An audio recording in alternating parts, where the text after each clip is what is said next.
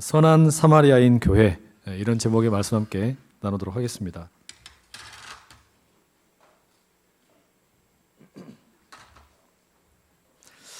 지난 월요일 날, 그러니까 4월 마지막 날이었는데요. 제가 가족들과 함께 영화관에 나들이를 갔습니다. 그 초등학교 4학년 아들이 오랫동안 보고 싶어 했던 영화가 하나 있었습니다. 뭔지 짐작되시죠? 어벤져스 인피니티 워. 이 영화를 보러 갔어요. 월요일이었으니까 늦은 밤이었거든요. 그래서 사람들 별로 없을 줄 알았는데 엄청나게 많더라고요. 그만큼 인기가 많다는 이야기였겠죠. 저희는 이제 4D 그걸 본다 그래가지고 입체 이 안경을 쓰고 흔들흔들 의자에 이렇게 앉았습니다. 그리고 영화가 이제 시작이 되었습니다. 무려 2시간 30분 동안 그 제목 그대로 전쟁만 주구장창 해대는 겁니다. 이게 얼마나 싸워대는지. 근데 이게 그 등장인물이 너무 많은 거예요. 아마 그 마블이라는 회사에서 지금까지 찍었던 영화의 캐릭터들은 다 나온 것 같습니다. 헐크, 스파이더맨, 아이언맨, 닥터 스트레인지, 캡틴 아메리카, 토르, 블랙팬서, 그다음에 가디언스 오브 갤럭시까지. 또 있나요? 모르겠어요. 뭐 있는지도 모르겠어요. 여하튼 이게 그 장년층에 이런 영화에 익숙하지 않은 분이 이런 영화 보면 꽤나 헷갈릴 것 같습니다. 왜냐하면 이 족보가 어떻게 되는지를 모르니까 이게 도대체 알 수가 없어서 상당히 힘든 그런 이 내용이 되겠다라는 생각이 들었습니다. 여기 아마 이 영화 보신 분도 있고 아직 안 본 분도 있을 텐데 앞으로 보려고 생각했던 분들에게는 죄송합니다. 오늘 제가 약간 스포일러를 하려고 해요. 이 내용을 대략 소개하면 이 영화에는 역대 최강의 나쁜 놈이 나옵니다. 타노스라는 캐릭터인데요.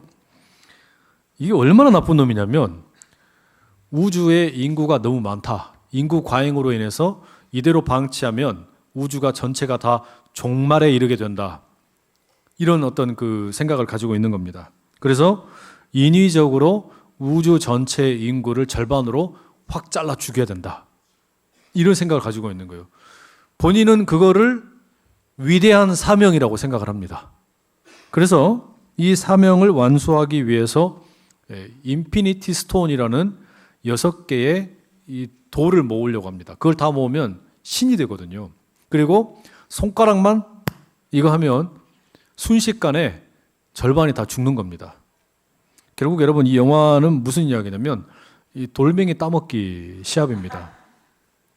돌멩이를 6개를 다 모으려고 하는 자와 그것을 막으려고 하는 연합 세력의 싸움이에요. 이게 이 영화의 주인공입니다. 어떤 줄거리입니다. 근데 이 영화에서 제가 아주 그 인상적인 대사가 하나 있었습니다. 그게 뭐였냐면 이 망치를 들고 다니는 토르의 동생 로키 있잖아요. 이 로키가 이거 오늘 이 2부, 3부, 4부 때보다 훨씬 편하네요. 이야기하기가.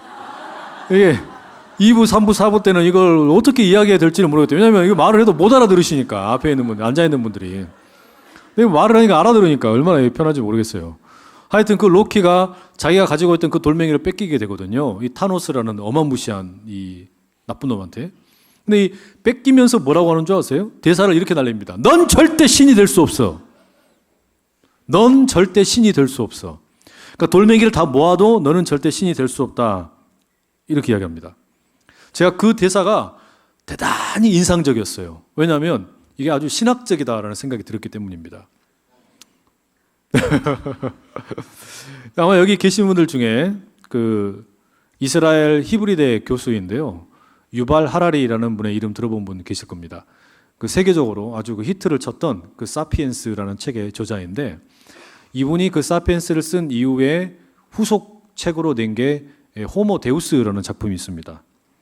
근데 이 호모 데우스라는 작품에 보면 이 유발 하라리 이 작가가 뭐라고 이야기하냐면요. 과거에 그러니까 지금도 마찬가지죠. 우리 인류를 가리키는 어떤 그 학술명이 호모 사피엔스잖아요. 이 호모 사피엔스에게 있어서 가장 중요한 의제는 3가지였다라고 말합니다. 하나는 먹고 사는 문제, 빈곤의 문제죠.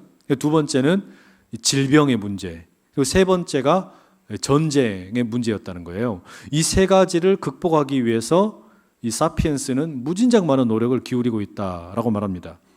실제로 지금까지 그렇게 이 빈곤, 질병, 전쟁 이걸 어떻게 하면 해결할 수 있을까 사람들이 노력을 많이 해왔죠. 그런데 이 과학, 기술, 문명이 발전을 하면서 어느 정도는 이 세 가지가 극복이 된 것 같다는 거예요. 그래서 이 빈곤이 번영이 되고 질병이 건강이 되고 전쟁이 평화가 되는 그런 시대가 열렸다. 그런 시대가 열렸다는 겁니다. 그러니까 이제 엄밀한 의미에서 호모 사피엔스의 시대는 저물어가고 이제는 새로운 시대가 열릴 거라는 거예요. 근데 문제는 뭐냐면 이렇게 빈곤의 문제, 질병의 문제, 그리고 전쟁의 문제가 어느 정도 해결이 된다면 해결이 됐다 칩시다. 그러면 그 다음부터는 이제 사람들이 무엇을 위해서 살 거냐라는 거예요. 질병, 그 다음에 빈곤, 전쟁을 해결했다면 그 다음부터는 사람이 무엇을 위해서 살 거냐. 이 저자는 뭐라고 이야기하냐면 이제는 사람들이 불멸, 행복, 그리고 신성을 위해서 살 거다라고 말합니다. 쉽게 이야기하면 앞으로는 이제 호모 사피엔스의 시대가 아니라 호모 데우스의 시대가 열릴 거라는 거예요. 그게 책 제목이죠. 달리 말하면 이제는 사람이 신이 되는 시대가 열릴 거라는 겁니다. 신의 영역에 도전할 거라는 것이죠. 여러분 이게 저는 상당히 설득력이 있다라는 생각이 들었습니다. 왜냐하면 이미 과학기술이라는 게 이렇게 발전을 하면서요. 과거에는 생각하지도 못했던 엄청난 일들을 사람들이 지금 막 하지 않습니까? 뭐 생명과학, 뭐 양자역학, 또 무슨 뭐 천체 물리학, 별별 뭐 의학을 비롯해서 여러 가지 학문들이 사람을 거의 창조주의 위치로 끌어올리고 있습니다. 일례로 통신 기술이 얼마나 빨리 발전했는지 한번 보십시오. 과거에 아무것도 없을 때, 통신 기기가 없을 때는 여러분 약속을 하면은 어떻게 해야 됩니까? 내가 누군가와 만나기로 했다. 어떻게 해야 되냐면 그냥 정해진 장소에 정해진 시간에 무조건 그냥 나가서 기다려야 돼요. 나처럼 상대방도 나올 것이다 라는 기대를 가지고 기다리는 거죠. 그죠? 그때는 그러면서 참 그 애틋함이 있었어요. 언제 오실라나 이런 기다림이 있었단 말이에요. 그런데 얼마 지나지 않았어요. 얼마 전이죠. 1990년대에 이 삐삐라는 물건이 나왔습니다.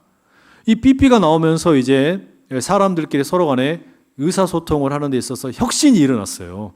삐삐가 뭔 줄 아세요? 보신 분들, 여기서 삐삐를 아는 사람은 옛날 사람. 근데 이 삐삐가 이제 뭐 이렇게 호출을 하기도 하고 음성 녹음을 하기도 한단 말이죠. 혁명을 가져왔어요, 혁명. 1997년에 삐삐 가입자 수가 몇 명이었냐면 1,500만 명이었습니다. 어마어마한 숫자죠. 그만큼 전국적으로 선풍적인 인기를 끌었습니다. 근데요, 이 삐삐가 몇 년 지나지 않아가지고 다 사라져버립니다. 시티폰이라는 게 있었습니다. 그 공중전화 박스 근처에 가서 통화만 할 수 있는 그런, 전화를 받지는 못해요. 전화를 걸 수만 있는, 아세요? 뭐 이런 게 있었어요. 그리고 2000년대에 들어오니까 핸드폰이라는 게 생긴 겁니다. 그러면서 이제 자연스럽게 이 삐삐는 사람들로부터 사라졌습니다. 지금 아마 이제 아주 특수한 영역에서 한 3만 대, 4만 대 남아있다고 하네요. 그리고 핸드폰 역시 이제 점점 사양길로 들어가고 그 핸드폰의 자리를 스마트폰이 대체하게 되었죠. 이제는 사람들이 누구나 다 그냥 주머니에 핸드폰에 이 스마트폰이 장착이 된 거예요. 스마트폰을 가지고 다니는데 이를테면 최첨단 사양의 컴퓨터 한 대씩을 다 들고 다니는 겁니다. 이런 변화가 불과 20년 사이에 일어났어요. 그러니까 지금은 옛날처럼 누군가를 만나러 가가지고 기다리는 뭐 낭만, 바람 맞고 오는 뭐 어떤 뭐 이런 어떤 추억 이런 게 없어요. 왜요? 바로 영상통화 시도해버리잖아요. 너 어디야? 왜 안 와? 죽을래? 뭐 이러잖아요. 그리고 카톡을 보내가지고 1이라는 숫자가 사라지느냐 사라지지 않느냐. 봤는데 왜 대답 안 해? 이게 족쇄예요. 족쇄. 연애할 때 이것처럼 불편한 게 없어요. 그냥 만나기로 약속한 자리에 그냥 둘이 같이 이렇게 그냥 믿고 나가서 이렇게 하고 마음에 안 들면 안 나가고 그러면 되는데 이제는 막 꼬치꼬치 이건 뭐 완전히 이 스토커도 이런 스토커가 없어요. 연애하기도 불편해요. 하여튼 이런 과학의 발전, 기술 문명의 발전이라는 것이 시간의 어떤 그 압축적으로 어마어마하게 발전하고 있는 게 사실입니다.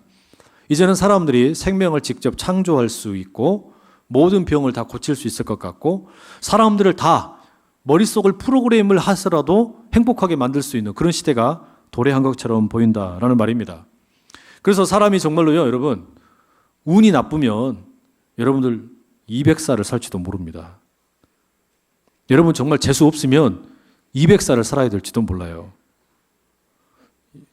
놀라시지도 않네. 이게 호모 데우스의 시대예요. 사람이 신이 되는 시대가 성큼 우리 앞에 다가왔다라는 겁니다.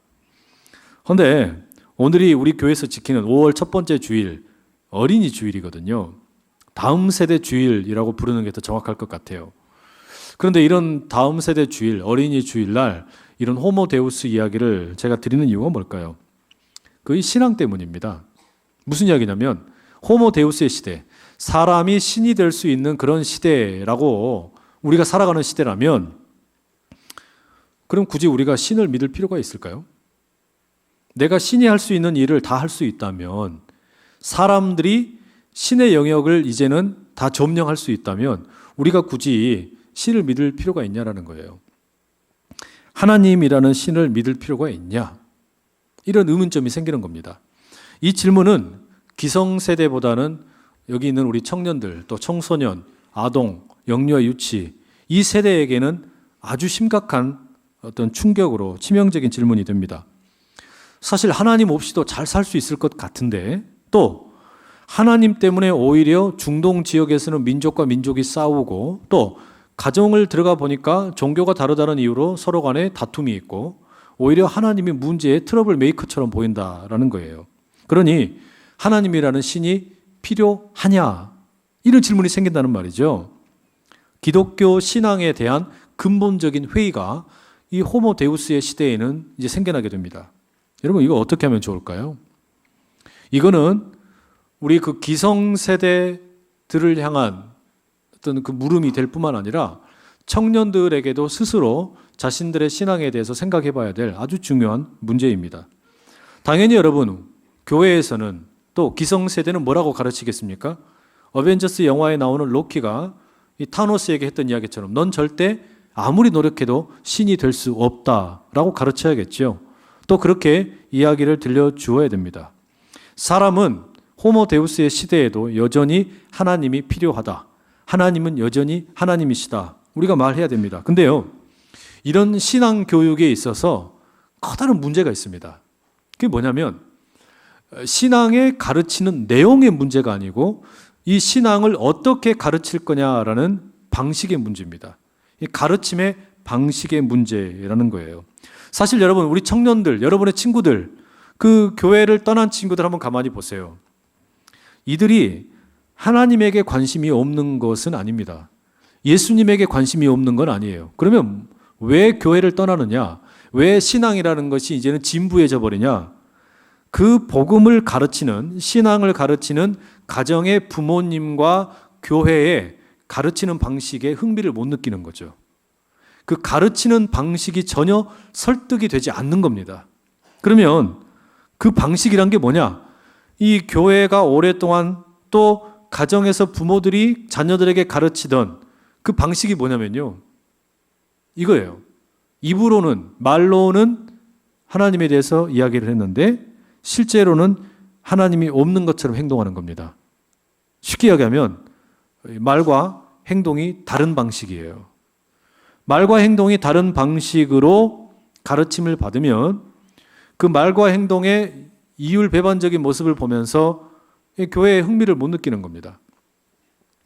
조금 직설적으로 이야기하자면 저는 청년 이하의 세대가 신앙을 떠나는 근본적인 이유는 부모에게 있다고 믿어요.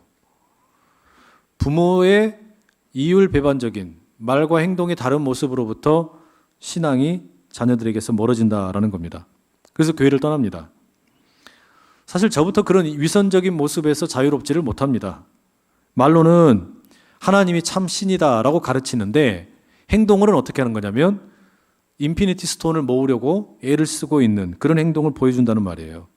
머리로는 이해하고 있고 알고 있다고 이야기하는데 근데 몸으로 보여주는 손과 발의 움직임은 전혀 그렇지 않다라는 말입니다.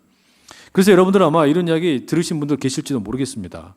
분명히 부모님이 교회에 가라, 예배 드려라, 또 신앙생활 잘해라 이렇게 이야기를 했는데 시험 기간이 되거나 또는 어떤 시험이 다가오면 학원에 가거라, 가서 대학에 잘 들어가라, 또는 취업을 잘해라, 공부 좀 많이 해라 이렇게 행동을 요구받은 적 없으세요? 그러면서 이렇게 이야기하는 겁니다. 야, 너도 돌멩이 좀 모아야지. 너도 돌멩이 좀 모아가지고 힘이 좀 생겨야지. 이런 이야기를 듣는 거예요. 그럼 여러분 이건 너무 이율배반적이잖아요. 이게 말과 행동이 너무 다른 거 아닙니까? 이런 이중적인 모습 때문에 많은 청년들과 또 청소년 이하의 세대들이 하나님을 믿지를 못하는 겁니다.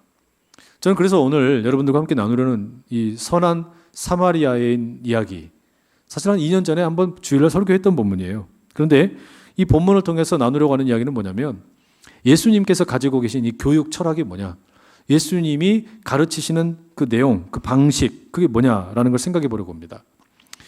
이 선한 사마리아인의 비유의 말씀의 배경은 한 율법 교사의 질문이 있었습니다.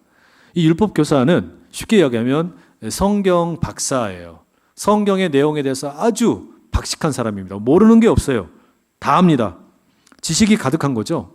그런데 이렇게 성경에 대해서 아는 것이 너무나 많은 이 율법 교사가 예수님에게 질문을 합니다. 뭐라고 하냐면, 예수님, 내가 도대체 뭘 해야 영생을 얻을 수 있습니까? 이렇게 물어요. 사실 이 질문은요, 몰라서 묻는 게 아닙니다. 또 어떤 진리에 대한 순수한 탐구에서 묻는 게 아니에요. 이거 왜 물어본 거냐면 예수님을 시험에 빠지게 만들려고, 예수님을 골탕 먹이려고 던지는 질문이었습니다. 이 질문을 받았으니까 예수님이 답변을 하셔야 되는데 예수님이 답변을 안 하시고 어떻게 하냐면 다시 재질문을 하세요. 이게요, 유대인 랍비들의 특징입니다. 이게 또 좀 그 골치 아픈 사람들이 꼭 이렇게 많이 하잖아요. 질문을 하면 답변을 해줘야 되는데 답변을 안 해주고 다시 재질문을 해요. 이렇게 말하는 거예요. 자기, 나 사랑해? 그럼 사랑한다고 대답을 해주면 되는데 뭐라 그러냐면 넌 나 사랑해? 이렇게 물어보는 거예요. 여러분, 옆에 있는 사람이 내 애인이, 내가 좋아하는 사람이 그렇게 물어보면 그냥 그런다고 대답을 하셔야지 굳이 그걸 다시 재질문하고 이러면 질문한 사람이 영 골치 아픕니다. 근데 율법 교사가 어떻게 합니까? 이 예수님의 질문을 받아요. 뭐라 그러냐면 예수님이 성경에 뭐라고 쓰여 있디? 그리고 너 그거 어떻게 읽느냐? 율법 교사에게 예수님 물으셨어요. 그랬더니 이 율법 교사가 이제 대답을 합니다.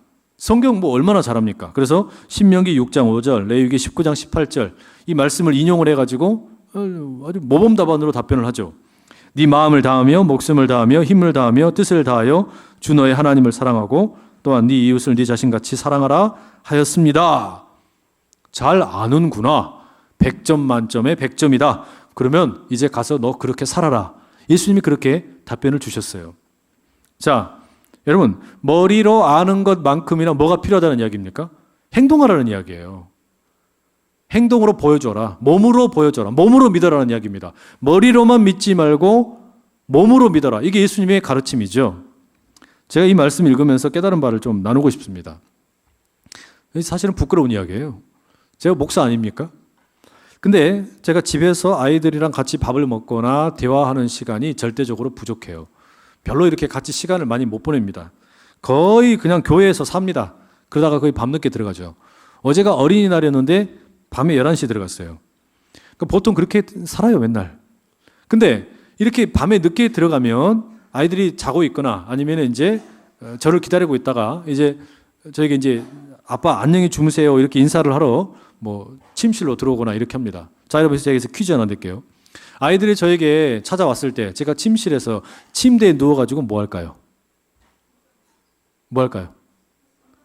맞아요. 그냥 누워가지고 거의 그냥 그 멍 때리는 표정으로 핸드폰 붙잡고 스마트폰 깨작거리고 있어요. 그거 아니면 거실에서 좀비처럼 누워가지고 리모컨 누르고 있는 겁니다. 이거 하고 있는 거예요. 그러면 이제 아이들이 와가지고 안녕히 주무세요 하고 간단 말이죠. 물론 여러분 그렇게 뭐 쉴 수 있죠.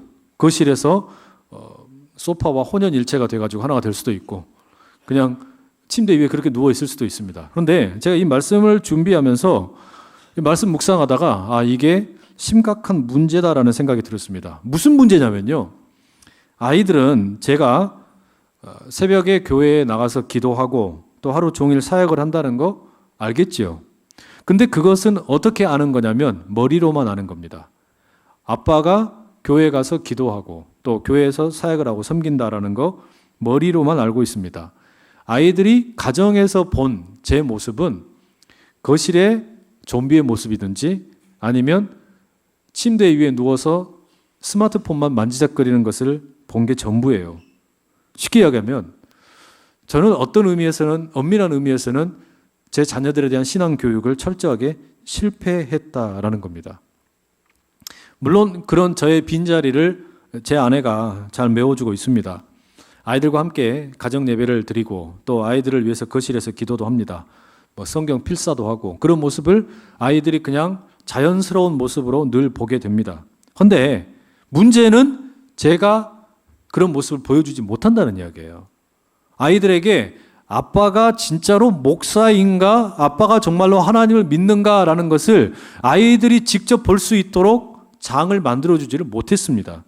그래서 제가 어제 결단을 했어요. 회개를 했어요. 그게 뭐냐면 앞으로는 아이들로 하여금 저에게 와서 안녕히 주무세요라고 인사할 게 아니라 아이들 방에 제가 찾아가서 기도해 줘야겠다. 그래서 어제부터 그렇게 했습니다. 그냥 찾아가서 아이들 머리에다가 손을 얹고 안수 기도를 해줬어요. 그렇게라도 해야 되겠다라는 생각이 들었단 말이에요. 무슨 얘기냐면 여러분, 우리가 말로만 또는 머리로만 믿는 것이 진짜 믿는 게 아니라 누군가에게 우리의 신앙을 몸으로 행하고 있다는 것을 보여줘야 됩니다. 그게 있어야만 자녀 세대가 교회를 떠나질 않아요. 여러분, 부모님들과 함께 이렇게 신앙생활 같이 하시면서 뭐가 제일 힘드셨어요? 사실 제일 힘든 거는 누구나 다 그럴 겁니다. 왜 교회에서의 모습과 가정에서의 모습이 다르냐 이거 아니에요. 이게 왜 일치가 되지 않느냐. 왜 믿는다고 하는 그 말과 왜 행동이 다르냐. 사실 이건 여러분 자녀들에게 있어서 가장 힘든 부분이거든요. 이게 만약에 받아들여지지 않으면 자녀들이 교회를 떠나는 겁니다. 반대로 이야기하면 이제 여러분들이, 청년 여러분들이 가정을 꾸린다. 만만치 않은 모험 속으로 들어가는 겁니다. 그러나 결국 우리가 이제 자녀를 낳고 기를 때 이 자녀에게 어떻게 신앙교육 시킬 거냐? 필요한 게 뭐냐면요. 부모가 자신의 머리가 아니라 몸으로 신앙생활하는 모습을 자녀들에게 보여줘야 돼요. 그래야만 자녀들이 교회를 떠나지 않는 겁니다. 하나님을 떠나지 않는 거예요. 만약에 우리가 그 몸으로 신앙생활하는 걸 보여주지 못하면 아이들은 계속해서 머릿속에서 고민하는 겁니다. 왜 말과 행동이 다르지? 저런 가르침의 방식이 나는 마음에 들지 않는데? 그래서 떠나는 거예요. 굳이 하나님이 필요 없는 호모 데우스의 시대를 살아가는데 그 필요를 못 느낀단 말이죠.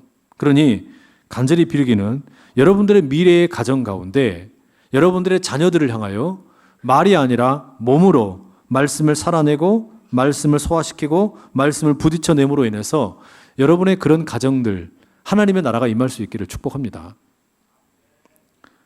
너무 맨날 미래 이야기를 해서 미래 이야기처럼 들려질지도 모르겠습니다. 자, 그럼 여러분, 만약에 우리가 그렇게 이제 몸으로 보여주는 게 필요하다면, 우리의 신앙을 보여주는 게 필요하다면, 그 신앙을 우리 몸으로 보여준다 그럴 때 그 핵심이 뭘까요? 그 핵심이 뭘까? 오늘 본문에 이어지는 이 선한 사마리아인의 비유로 이제 좀 직접 들어가 보려고 합니다. 예수님께서 율법교사에게 말씀하셨어요. 너 대답 잘했다. 맞는 말이다. 하나님 사랑하고 이웃 사랑하면 된다. 가서 그렇게 살아라. 그랬더니 이 율법교사가 어떻게 해요? 또 잘난 척합니다. 뭐라 그러냐면, 그런데 예수님, 하나님 그리고 이웃을 사랑하는 것이 중요한데 내가 하나님을 알겠습니다. 그런데 내가 사랑해야 될 이웃이 누굽니까? 이웃의 범위를 가르쳐 달라고 요구를 하지요. 예수님에게 그걸 요구합니다. 내가 사랑해야 될 대상이 누군지를 가르쳐 달라는 거예요. 그러자 예수님께서 이제 선한 사마리아인의 비유를 말씀을 하시는 거죠. 그 이 비유는 이제 예루살렘이라는 곳과 여리고라는 두 개의 지역 사이 그 길에서, 예루살렘에서 여리고로 가는 길에서 벌어진 일입니다. 어떤 한 사람이 그 길을 가다가 강도를 만나가지고 모든 걸 뺏겨버리고 옷이 찢어지고 그리고 피를 흘리면서 길가에 쓰러져 있었습니다. 그런데 그 사람 옆으로 세 명이 지나가요. 제사장과 레위인, 그리고 사마리아인이라는 겁니다. 당시에 예루살렘 성전에는 이 세 가지 계급이 있었어요. 제일 위에는 제사장이 있었고, 그 밑에는 레위인이 있었고, 그리고 그 밑에는 평신도 그룹이 이렇게 이 성전을 섬기고 있었습니다. 그런데 이 케네스 베일이라는 이 신약학자에 의하면 이 당시에 이 제사장들이 집은 여리고에 있고 일을 할 때는 예루살렘 성전에 와서 일을 했다. 뭐 기록들이 있습니다. 그런 기록이 있어요. 오늘날로 비유하자면 서울에서 일을 하는데 집이 안산에 있는 것과 마찬가지입니다. 그러니까 안산에서 서울로 이제 출퇴근을 하는 것이죠. 마찬가지로 이 제사장들이 집은 여리고인데 근무지가 예루살렘인 겁니다. 그런데 이때는 이제 어떻게 근무를 했냐면 약 2주 정도를 성전에서 근무를 하고 근무가 끝나면 이제 여리고에 있는 집으로 내려가는 겁니다. 지금 이 제사장이 그런 사람이에요. 이 사람이 이제 자기 예루살렘에서 직무를 마치고 자기 집으로 가려고 내려가는데 보니까 길가에 어떤 사람이 쓰러져 있습니다. 그런데 곧 방치되어서 죽어가는 사람인데요. 제사장이 어떻게 합니까? 못 본 척하고 그냥 지나갑니다. 왜 그랬을까요?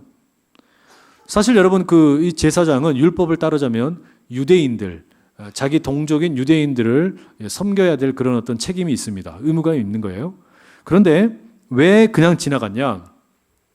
우선은 이 피해자가 옷이 다 이렇게 찢어졌어요. 그러니까 옷을 통해서 이 사람이 누구인지 알 길이 없습니다. 또 너무 많이 다쳐가지고 말을 못합니다. 그러니까 언어가 뭔지를 모르니까 저 사람의 정체가 무엇인지를 알 길이 없는 거예요. 달리 말하면 제사장이 지금 저 사람이 내가 도와야 될 이웃인지 아닌지 판단을 못하는 겁니다. 그래서 어떻게 해요? 못 본 척하고 그냥 가는 거예요. 게다가 더 큰 문제가 있는데 만약에 그 사람, 그 다친 사람이 내가 돌보다가 죽었다 혹은 사실은 죽은 사람이다. 이렇게 되면 이 제사장에게는 꽤나 커다란 손해가 입혀지게 됩니다. 죽은 사람을 만지게 되면 이 제사장은 율법에 따르면 이제 정결하지 못한 사람이 되는 거예요. 부정해지는 거죠. 그러면 어떻게 해야 되냐? 집에 가지 못하고 가던 길을 돌이켜서 다시 예루살렘 성전으로 가가지고 일주일 동안 자기 자신을 정결케 하는 의식을 행해야 됩니다. 이 기간 동안에는 그 제물의 11조를 먹을 수가 없고 또 11조를 거두어 드리지도 못합니다. 또 만약에 그 사람이 유대인이 아니고 뭐 이집트인이거나 그리스 사람이거나 시리아 사람이라면 굳이 돌봐줄 필요도 없는 겁니다. 간단히 말하면 제사장은 지금요 위험을 피하기 위해서 그냥 지나간 겁니다. 굳이 어려운 일에 끼어들고 싶지 않아서 그냥 지나간 거예요. 불편하니까. 그 다음에 이제 레위인도 그 길을 지나갑니다. 사실 레위인은 어떤 의미에서는 그 제사장을 돕는 사람, 보조 역할을 하는 사람이거든요. 어쩌면 앞에 지나갔던 그 제사장의 부하일지도 모릅니다. 어떤 그 직원일지도 모른다는 이야기예요. 앞에 제사장이 그냥 지나갔어요. 그런데 자기가 뭐 잘났다고 여기서 만약에 나대면 어떻게 되는 겁니까? 상관을 욕보일 수도 있는 거죠. 그래서 어떻게 하는 거예요?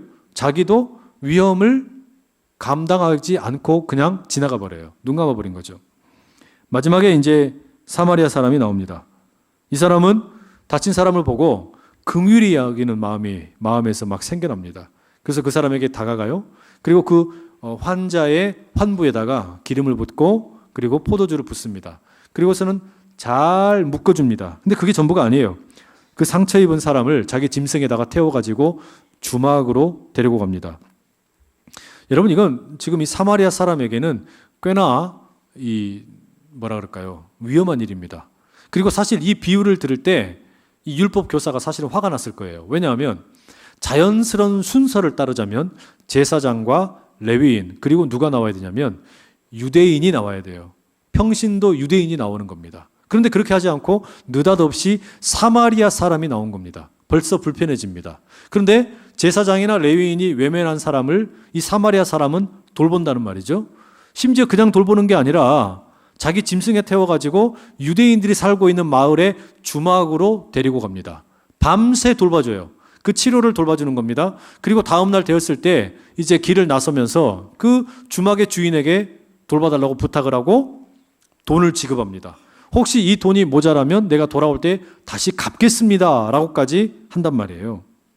여러분 이건 진짜 위험한 일입니다. 왜냐하면 유대인들과 사마리아 사람들은 서로 간에 대단히 적대적인 사람들이었거든요. 상종을 안 했어요. 유대인들이 사마리아 사람들 보고 에이 개야 막 이랬단 말이에요. 그만큼 사이가 안 좋습니다. 그런데 만약에 지금 이 사마리아 사람이 유대인을 그 들것에 메고 마을에 들어왔다.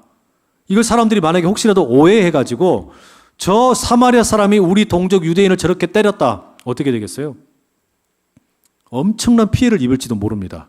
그런데 그런 위험을 무릅쓰고 이 사마리아인이 선한 일을 감당한 겁니다.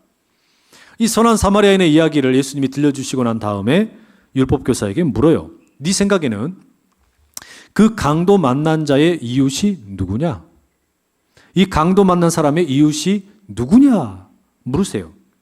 그래서 율법교사가 마지못해 대답합니다. 자비를 베푼 자입니다. 왜 이렇게 대답했을까요? 꼴에 자존심이 있어서 그런 거예요. 사마리아 사람입니다 라고 말할 그 어떤 기분이 나쁘니까 사마리아 사람입니다 라고 대답을 하는 것이 화가 나니까 어떻게 한 거예요? 자비를 베푼 자입니다. 그렇게 말한 겁니다. 그러자 예수님이 이제 뭐라 그러십니까? 가서 너도 이와 같이 하라. 가서 너도 이와 같이 하라. 이렇게 대답하신단 말이죠.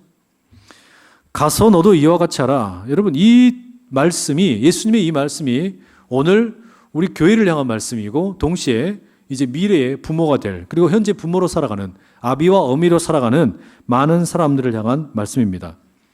우리가 자녀들에게, 그리고 교회에서 성도들에게, 다음 세대, 청소년, 아동부, 그리고 영유아 유치부에게 이 복음을 가르쳐야 되는데, 이 복음을 말로 가르치는 게 아니라, 머리로 가르치는 게 아니라 몸으로 가르쳐야 되는데, 그럼 이 몸으로 가르친다라고 할 때 뭘 가르치는 거냐? 이 사랑을 가르치는 겁니다. 사랑을 가르치는데 어떤 사랑이냐면요, 위험을 피하는 것이 아니라 위험을 감수하고 위험을 끌어안는 사랑을 가르치다라는 말입니다. 여러분, 이게 호모 데우스의 시대에 하나님의 살아계심을 증명할 유일한 방법입니다.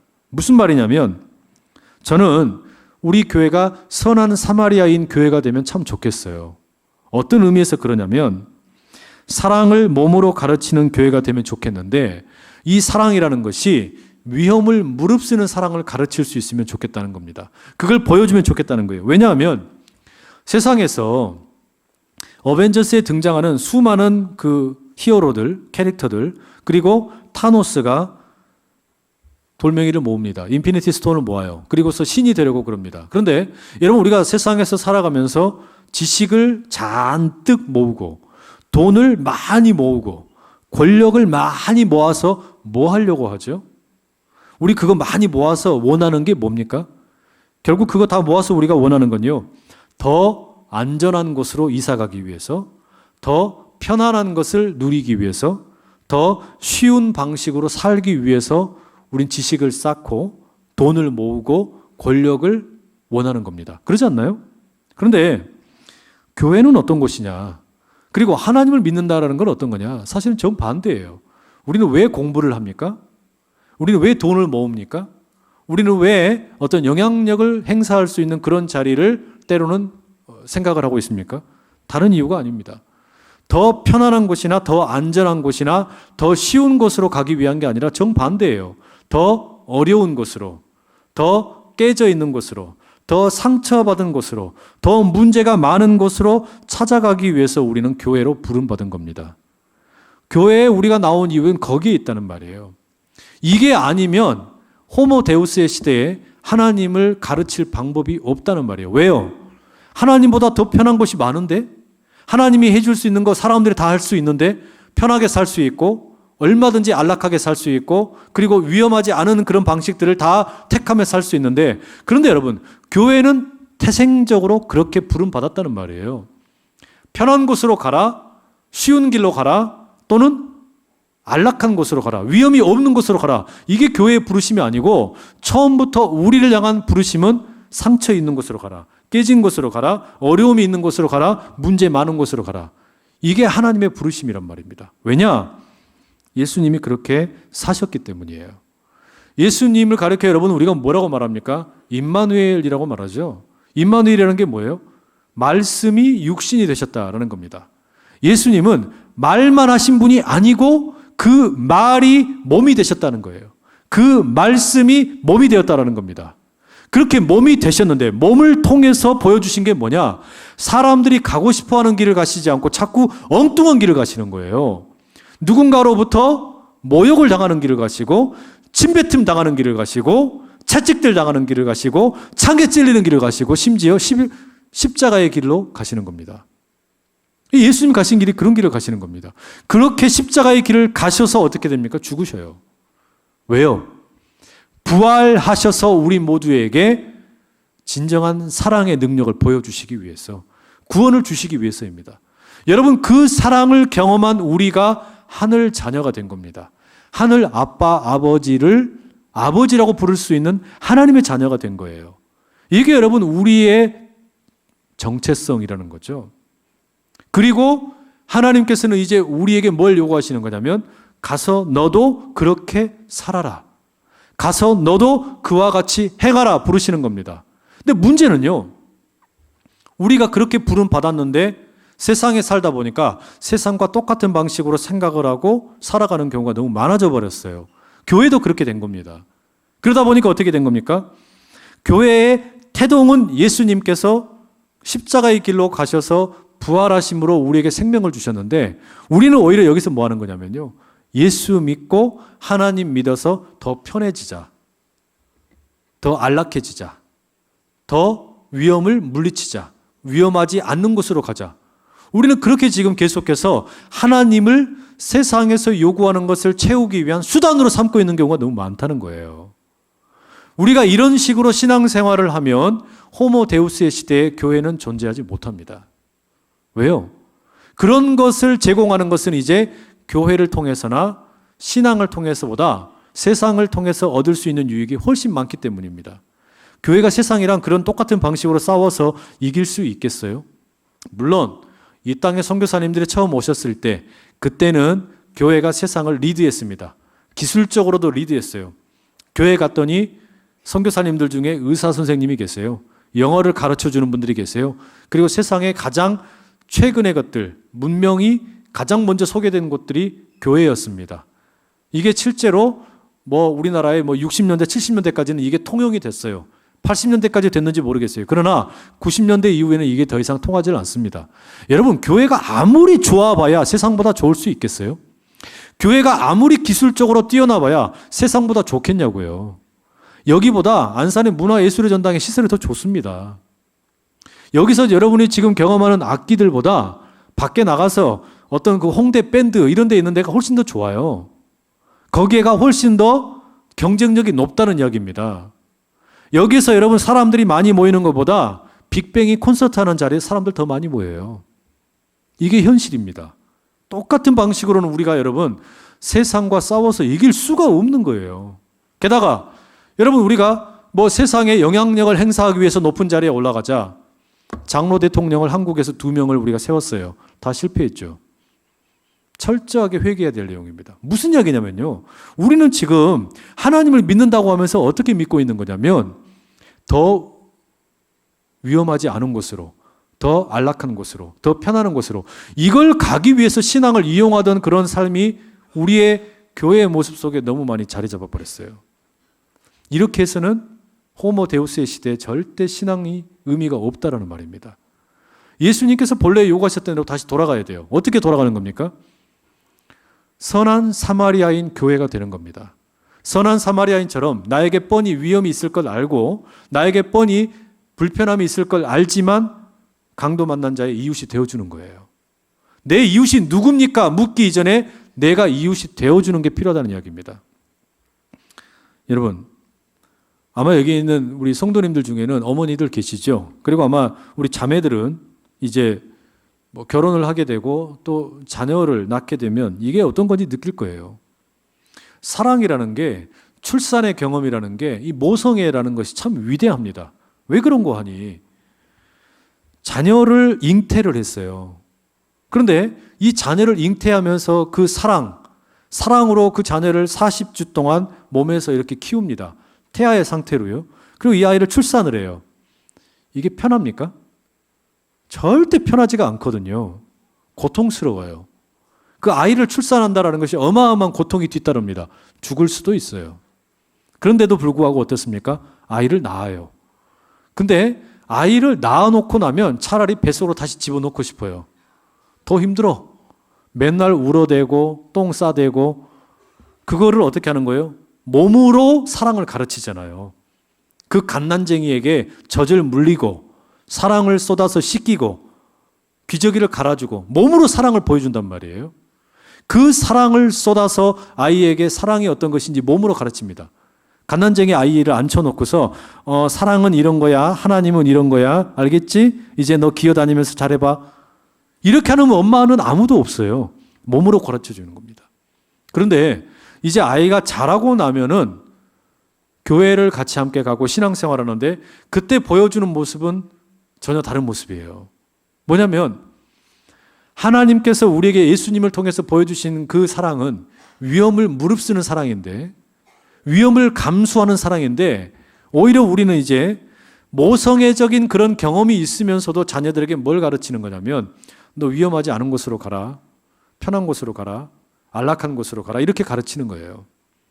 그렇게 해서는 하나님의 능력이 나타날 수가 없는 겁니다. 하나님의 능력은 어디에서 나타납니까? 십자가의 길을 가야 나타나는 거잖아요. 근데 우리가 그렇게 너무나 많이 물들어져 있는 거예요.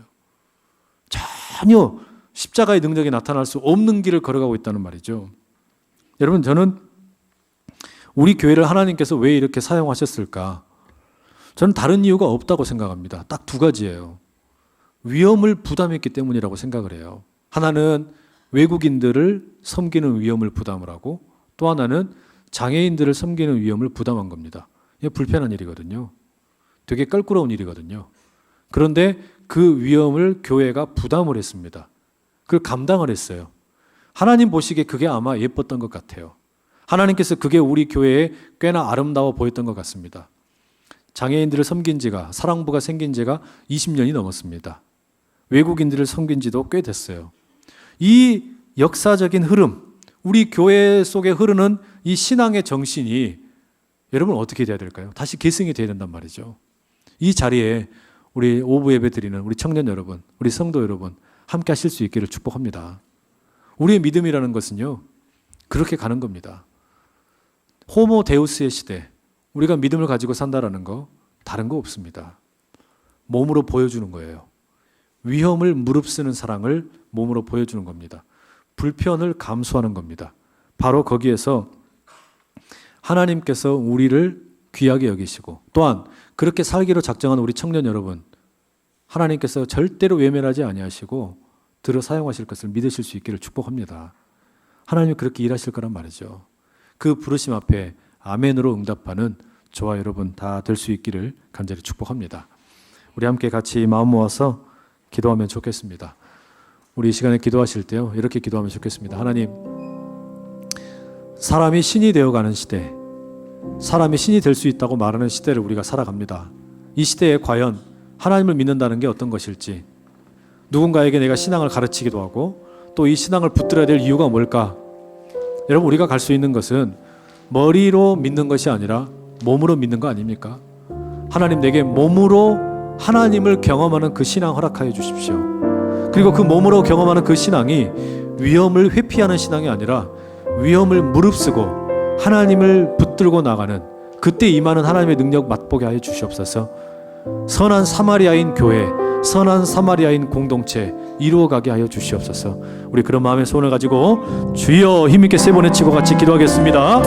주여, 주여, 주여. 하나님, 아버지 하나님 외에 너무나도 믿을 것들이 너무나도 많고 너무나도 의지할 것들이 너무나도 많은 아버지 정말 살아가는 이 시대 가운데 아버지가 주님을 다시금 바라보고 다시금 주님만 의지하며 나아가기를 원합니다.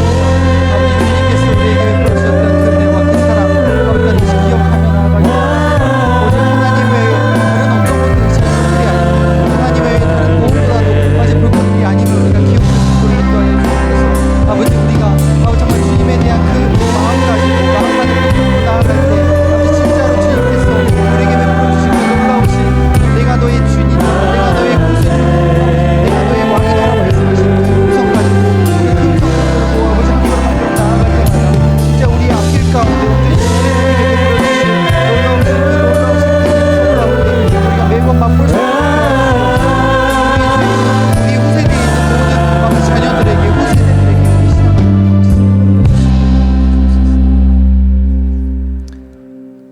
사랑하는 주님, 우리 청년들이 살아가는 이 시대가 호모 데우스의 시대입니다. 사람이 신이 될 수 있다고 부르짖고 있는 시대입니다. 주님, 우리가 이런 시대 가운데 어떻게 우리의 신앙을 붙들 수 있겠습니까? 여전히 하나님이라고 불리우는 신을 우리가 어떻게 믿을 수 있겠습니까? 주님, 우리가 머리가 아니라 몸으로 그 주님을 온전히 경험하게 하여 주시고, 우리가 몸으로 믿는 이 신앙이 위험을 회피하고 도망가는 신앙이 아니라 위험을 무릅쓰고 위험을 껴안고 그렇게 나아갈 때 십자가의 길을 경험하는 능력의 하나님, 그 하나님의 능력을 맛보는 신앙 되게 하여 주시옵소서. 건강한 가정에 대한 꿈을 꾸게 하시고 믿음의 아비와 어미가 되기를 꿈꾸게 하시고 하나님께서 기뻐하시는 선한 사마리아인 교회를 세워가는 복된 믿음의 청년들 다 되게 하여 주시옵소서. 예수 그리스도의 이름으로 기도드립니다.